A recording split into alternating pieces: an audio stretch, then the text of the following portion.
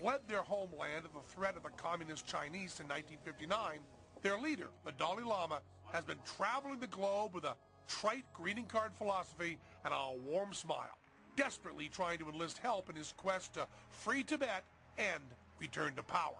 I believe, you see, every human being have the potential to develop compassion. This idea that he's a humble spiritual man with just a robe and a bowl and a prayer bead isn't really what the Dalai Lama is all about. I'm Michael Parenti, a political writer, author, and noted after-dinner raconteur. He headed a social system that was exploitative, terribly unequal, and terribly brutal. Tibet was Shangri-La. That is, if you were the Dalai Lama. No wonder he wants it back. He had a palace and a pile of servants. The rest of the Tibetans lived in huts and ate roast barley meal and yak butter tea. You had a privileged priest class living in utter luxury and opulence, and you had a mass of serfs living in utter misery. And if you broke the law, then torture and mutilation, including eye gouging, the pulling out of tongues, and even disemboweling were reportedly common punishments.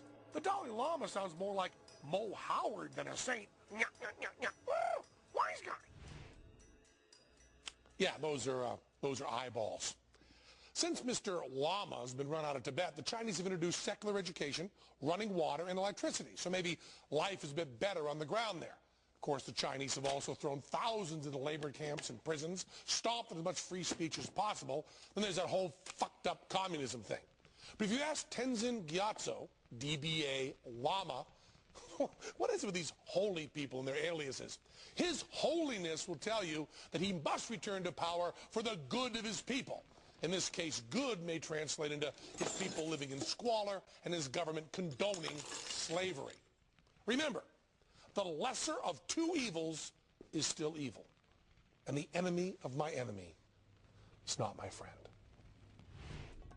As this State Department internal memo reveals, the Dalai Lama at one time took $180,000 a year from the CIA for his living expenses, and $1.5 million a year from the spy agency to finance Tibetan guerrilla operations against the Chinese, which included running a covert guerrilla training center in Colorado.